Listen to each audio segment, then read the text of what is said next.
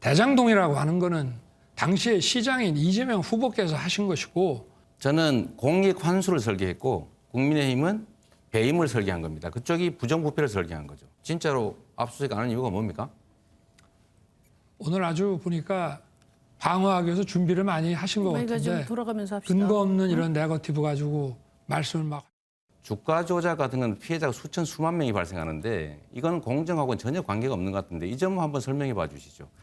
뭐 검찰에서 한 2년 이상을 관련되는 뭐 기자와 관계자들을 뭐 별건의 별건을 거듭해 가면서 조사를 했고 자택을 수시로 오가면서 배우자 비서 역할을 했어요. 그러니까 사실 성남시장부터 11년간 사실은 배우자에게 비서실을 만들어준 거나 다름없습니다. 우리 윤 후보님이 요즘 흔한 말로 노동과는 매우 꼰대스럽다. 포퓰리즘이라는 단어에 대해서 어떻게 생각하십니까? 그런데 양측면으로 해석되죠. 저는 기득권 양당 1, 2번 후보 누가 당선되더라도 앞으로 5년간 국민은 반으로 갈라져 싸울 겁니다. 네, 정치권 현안 살펴보겠습니다. 현근택 더불어민주당 선대위 대변인, 김용남 국민의힘 중앙선대위 전 상임공보특보 자리에 함께하셨습니다. 어서 오십시오. 네, 안녕하세요. 네, 우선 후보들 주말 일정부터 보죠. 충청의 사위를 자처하는 이재명 후보, 충청과 제주를 찾았죠? 네네. 뭐 충청도를 찾은 의미는 아무래도 중원 공략의 의미가 있고요. 네. 지금 뭐 충청의 사위를 얘기하고 있지만 윤석열 후보가 이제 충청 대망론을 얘기하고 있지 않습니까? 네. 과거로 선거를 경험을 보면 사실 충청도에서 이기는 후보가 거의 이기는 경우가 굉장히 많았습니다. 왜냐하면 민심 팽팽하니까요. 그리고 제주는 지난번에 사실은 가려고 했었습니다. 마지막 메타버스 가려고 했는데 코로나 네. 상황 때문에 못 갔거든요. 그러니까 아마 메타버스 마지막을 아마 마무리 짓는 이제 그런 의미가 있는 것 같습니다. 충청에서 이재명 후보가요. 대한민국은 복수혈전의 장이 아니다. 노무현 전 대통령을 언급하면서 후회를 반복할 거냐 이렇게 목소리를 높였는데 이게 어떤 의미가 있죠? 일단 이제 문재인 정권에 대한 적폐 수사를 하겠다 네. 이게 나왔는데 이게 문재인 대통령이 사과를 요구했지만 지금 사과는 하지 않고 있거든요. 뭐 정치 보복이 아니다 이렇게 말만 하고 있어서 그 부분을 얘기하는 건데 왜 충청도에서 이 얘기를 했을까 생각해 보면 지금 이제 세종시 이전에 대해서 저희들이 이제 개헌 네. 사실 지난번에 헌재에서 그게 막혔잖아요. 그러다 보니까 이제 이전 된 것도 아니고 안 된 것도 아니고 그러니까 어찌 보면 약간 애매한 상태로 돼 있기 때문에 이거를 헌법에 넣겠다. 그리고 아마 세종시 하면은 노무현 대통령의 아마 균형 발전이 딱 떠오를 수밖에 없지 않습니까? 이제 그게 아마 복합적으로 작용한 것 같고 민주당이나 아마 지지자들 입장에서는 노무현 대통령이 굉장히 어찌 보면 비극적이고 굉장히 저희들 입장에서는 슬픈 기억인데 네. 지금 윤석열 후보가 적폐 수사하겠다 하면서 이제 거의 특정을 한 거나 마찬가지이기 때문에 그런 부분을 아마 상기시킬 수 밖에 없지 않나. 특히 네. 아마 충청, 세종 뭐 그런 의미가 더 강한 것 같습니다. 김용남 네. 특보가 보기에는요. 대한민국은 복수혈전의 장이 아니다라는 이 후보의 발언에 대해서는 어떻게 보셨어요? 지금 과거 노무현 대통령을 지지했던 분들 그리고 지금 문재인 대통령을 지지하고 있는 분들 중에서도 상당 부분은 이재명 후보는 지지하지 않고 있거든요. 그러니까 지금 그 분들에 대해서 투표를 본인에게 해달라고 호소하고 있는 것인데 이게 전형적인 내로남불이라고 생각을 합니다. 네. 지금 문재인 정부 수년간 내내 적폐청산을 그렇게 열심히 해놓고 자기가 하면 적폐청산이고 남이 하겠다고 하면 그거는 정치 보복인가요?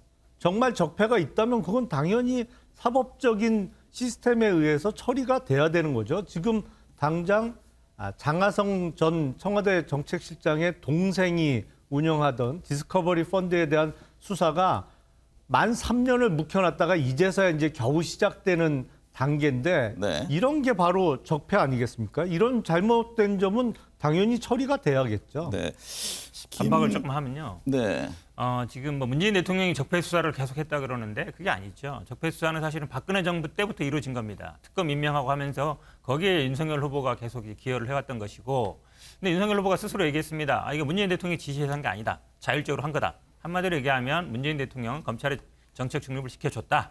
근데 지금 본인은 이제 검사가 아니라 지금 대통령 후보가 되겠다는 사람인데 검찰에 이거 수사해라 라고 네. 지시하는 거나 마찬가지거든요. 본인 스스로 검찰의 중립성을 심각하게 훼손하는 발언이라고 보고 있습니다. 네. 그러니까 윤석열 네. 후보의 발언을 왜곡해서 말씀을 하시는데 윤석열 후보도 정확하게 뭐라고 얘기했냐면 그건 본인도 그랬지만 대통령의 지시를 받고 하는 게 아니다. 그건 시스템에 의해서 해결되는 거다. 본인이 어떤 적폐 수사나 이런 거를 지시하거나 이럴 생각이 없다는 취지로 얘기했거든요. 네. 그건 정말 국가 사법 시스템에 의해서 해결돼야 될 문제죠. 다만 정치 권력이 본인들에 대한 수사를 막거나 방해하는 일이 있어서는 안 되겠죠. 네. 수사하라 말아라는 말을 하면 안 되죠. 시스템에 따라 움직인다. 그렇게만 얘기하면 되는 것이지. 이거 수사하겠다. 이게 말이 안 되는 거 아니에요? 네. 윤석열 후보 무궁화 우열차를 타고 호남 곳곳 찾았어요. 이번에 보니까 5번째 호남 방문이더라고요. 지금 여론조사 지지율을 보면 역대 어떤 선거보다 윤석열 후보가 호남 쪽에서 20% 내지 30%의 지지율을 보이고 있습니다. 그래서 네. 저희는 3월 9일 본선거에서도 20% 이상의 득표를 목표로 하고 있거든요. 그래서 네. 호남도 자주 방문하고 뭐 쉽게 말씀드리면 공을 많이 들이고 있습니다. 네.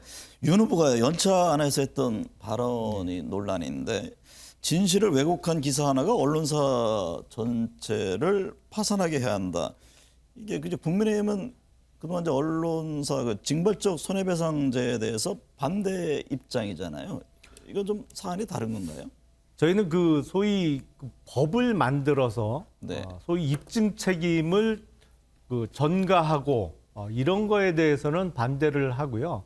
다만 법원의 판결 그 현황을 보면 그 언론사의 잘못된 판결로 인한 손해배상 책임에 있어서 기존의 우리나라 법원이 좀 소극적이었던 것, 그러니까 손해배상의 액수를 다른 나라보다 적게 인정해줬던 건 틀림없는 사실 같습니다. 네. 그래서 그런 식의 그 어떤 법원의 판단에 있어서도 이제는 외국의 전례처럼 고의나 중대한 과실로 잘못된 기사를 내보내서 어떤 특정인의 명예나 이런 걸 훼손했을 때는 그 책임의 인정의 범위를 좀 높여야 되지 않느냐 이런 네. 취지로 이야기한 것 같습니다. 현 대변인은 제가 어떻게 보기에는 들었어요? 굉장히 위험한 발언입니다. 왜냐하면 지금 언론중재법에 고의과실 추정 얘기하는데 그건 삭제했죠. 저희들도 뭐 3배냐 5배냐 계속 논란이 있었지만 지금 이건 제가 보기에 검찰주의자 시각이에요. 그날 나왔을 때도 사실은 언론에서 요구하는 거는 언론중재법이 아니라 언론 자율 기재를 하겠다. 네. 근데 그거에 대해서 뭐라 그랬냐면 사법 시스템으로 해야 된다. 한마디로 얘기하면 고소고발하고 수사해야 된다. 그래서 만약에 문제가 있으면 손해배상 책임져야 된다는 얘기인데 이게 뭐라고 연결되냐면 제가 보기에는 아마 본인에 대해서 비판적인 언론은 그 보도를 하는 언론을 염두에 두고 있는 것 같습니다. 근데 김건희 씨 같은 경우에도 그 반인에 대해서 비판적인 언론 보도, 거기 뭐 경찰이 알아서 입건하지 않겠습니까? 이랬단 말이죠. 그러니까 기본적으로 언론 관이 잘못됐다. 네. 지금 왜냐하면 지금 말씀처럼 사실 지금 현재는 뭐 배상액이 그렇게 높지 않습니다. 그러니까 언론중재법에서도 뭐 3배, 5배 이 얘기해도 지금 몇백 단위예요. 해봐야 뭐 1,000만 원 이상 넘어갈까 말까입니다. 몇 배를 해도. 근데 파산시켜야 된다 그러면 이 거의 이 회사를 망하게 하겠다는 거거든요. 네. 그래서 저는 이 발언은 제가 보기에 사과해야 된다, 철회해야 네. 된다고 보고 있습니다. 대선 후보 TV 2차 토론회 얘기를 좀 해보죠. 윤석열 후보는 대장동에 이어서 백현동 관련 의혹을 제기를 했습니다. 김특보, 이게 어떤 내용입니까? 사실은 백현동 관련 의혹은 대장동보다 좀 심플하고 더 황당합니다.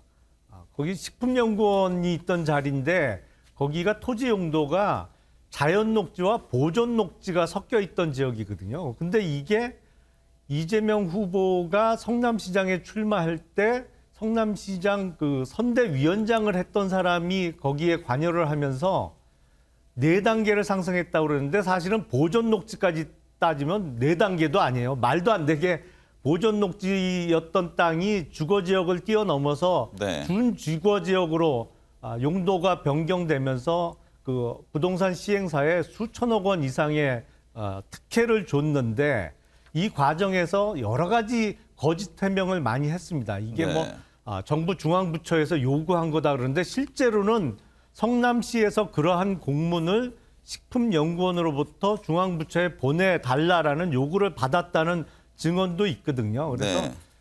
대장동에 이어서 네. 대표적인 부정부패 의혹 사건이라 네. 언급이 되었습니다. 현 대변인 반박한다면 어떤 겁니까? 이거 아시겠지만 이제 식품연구원이 전북쪽으로 갔습니다. 그러니까 네. 농수산 관련된 건 이제 전북쪽으로 많이 가지 않았습니까? 이 식품연구원이 이거를 계속 왜냐하면 팔아야 되니까 팔아서 그 비용으로 어찌 보면 이전 비용을 감당해야 되는 그게 안 되다 보니까 계속 안 팔렸습니다. 네. 그러면서 계속 성남시에 용도 변경해달라. 왜냐하면 뭐 지금 말씀처럼 자연녹지인 상태에서 그걸 누가 사겠습니까? 네. 그러다 보니까 영도 변경 요청했고 국토부에서 실제로 영도 변경을 해달라는 요청이 계속 온 겁니다. 그러다 보니까 영도 변경 된 거기 때문에 그걸 네. 가지고 특혜다 이렇게 얘기하는 거는 타당하지 않다라고 말씀드립니다. 1차 토론에서요. 두 후보의 배우자 의혹에 대해서는 언급하지 않았는데 2차 토론에서는 이게 좀 나왔습니다.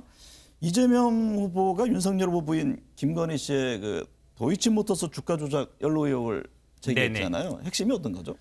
일단 윤석열 후보가 거짓말한 거 아니냐 이게 네. 핵심이죠. 왜 그러냐면 지난번 아마 그 경선 과정에서 당내 경선 과정에서 2010년 5월까지 거래했고 한 4천만 원 손해 봤다. 그리고 끝냈다라고 얘기한 거거든요. 네. 최근에 언론 보도에 의하면 그 이후에 그러니까 그 신한증권 말고 다른 계좌로 옮겨가지고 2012년 11월까지 그러니까 2년 이상 정도 거래를 더 했다. 네. 그리고 더 중요한 거는 그 거래 금액이 무려 50억이나 된다. 네. 그러면 특정 시점에 2010년 5월 달에 4천만 원 손해 그게 뭐가 중요하겠습니까? 네. 도이치모터스 주식 거래를 하면서 50억 가까이 했다 그러면 거래 금액이 최종적으로 얼마 이익을 받느냐 이게 중요하거든요. 네. 그리고 가장 중요한 문제는 마치 그냥 뭐 전문가한테 맡겨서 산 것처럼 얘기하는데 우리가 주식 살 때 그 회사 사장 소개로 그 선수라는 사람을 만나가지고 10억이나 맡기면서 주식 사달라는 경우는 없거든요. 그러니까 살 때부터 좀 이상한 겁니다.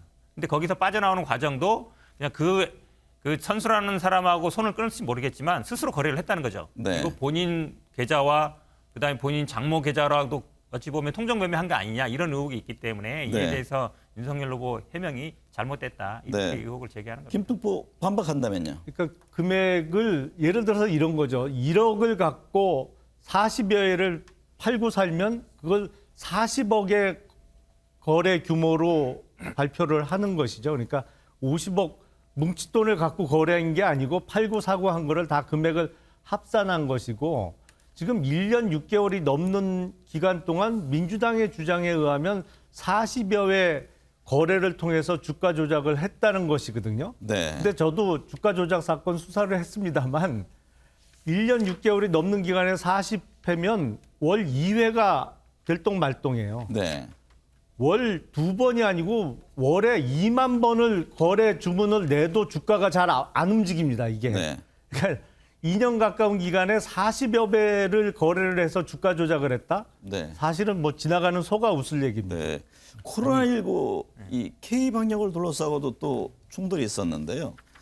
방역 문제를 논하다가 그 신천지 압수수색을 둘러싸고 다시 충돌이 있었는데 양진영에서 얘기하는 본질은 어떤 건지 현 대변인 먼저 말씀하실까요? 저희들은 그 당시에 왜 압수수색을 안 했느냐 이 부분을 문제 삼는 거죠. 네. 왜냐하면 대구시장도 나서서 고발을 했었거든요. 왜냐하면 그 당시에 이제 신천지가 계속 확진자가 나오고 퍼져서 국민들도 빨리 해야 되는 거 아니냐. 그러다 보니까 수사권이 없는 이재명 그 당시 경기지사 같은 경우는 행정조사는 뭐 강제권은 없거든요. 네. 어쨌든 가서 명단 확보하고 그랬는데 이 윤석열 후보는 그 추미애 장관의 뭐 이 수사 지시가 쇼다 이러는데 저는 아마 윤석열 후보가 굉장히 부적절한 발언을 했다고 봅니다. 왜 그러냐면 개인을 구속시키거나 이런 게 아니에요. 그 당시에 이미 모든 언론에서 신천지 압수수색 할 거냐 말 거냐 이게 다 알려진 상황이었어요. 네. 그러니까 긴급적으로 해야 되는 거 맞죠, 수사는. 근데 뭐 예를 들어 특수부 수사라든지 아니면 뭐 기업의 어떤 뭐 비자금을 한다든지 언론에 알려지기 전에는 공개적으로 안 합니다. 네. 근데 이미 이제 언론에 알려져서 모든 국민들의 관심이 압수수색 하냐 안 하냐 관심 간 상태에서는 당연히 공개적으로 하는 거죠. 그거를 쇼로 하는 건 부적절하고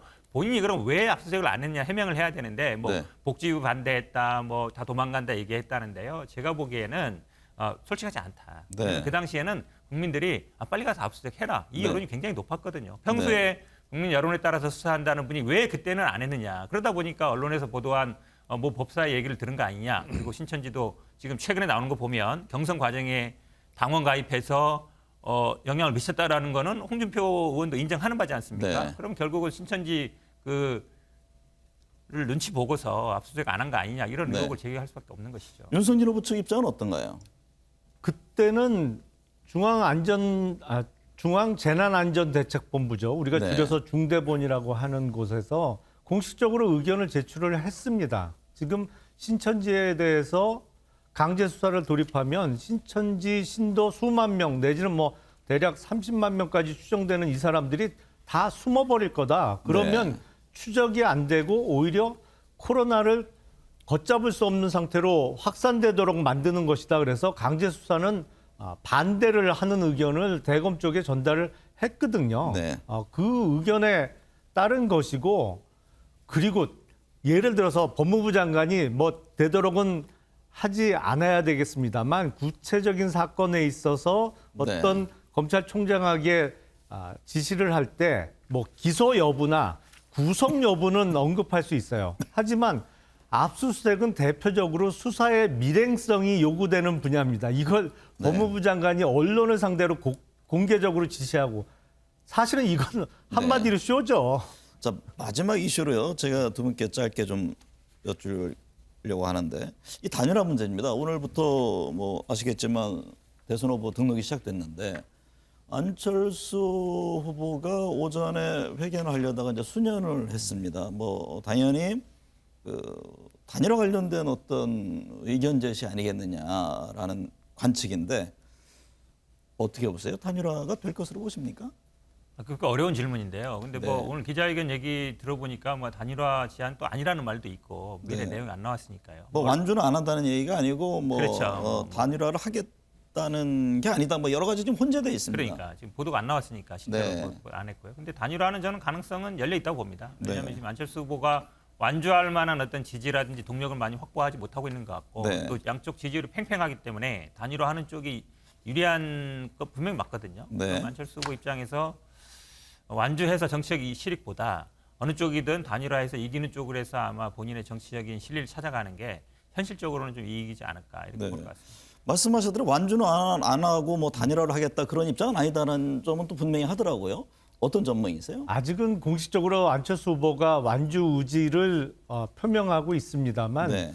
현실적으로 지금 만약에 완주를 하게 된다면 안철수 후보가 명백히 3등을 할 가능성이 매우 높은데, 네. 그 경우에 지금 윤석열 후보와의 단일화를 통한 정권 교체를 원하는 많은 국민들로부터 만약에 선거 결과가 잘못됐을 경우에 그 비난을 안철수 후보가 다 받을 수가 있거든요. 네. 그렇다면 오히려 본인의 정치적인 미래를 위해서도 지금 이 정도 10% 내외의 지지율을 보이고 있는 상황이라면 정권 교체에 힘을 실어주는 것이 본인의 장래를 위해서 더 좋지 않겠냐, 이런 의견이 네. 안철수 후보에게도 많이 전달되고 있는 것으로 보입니다. 그래서 네.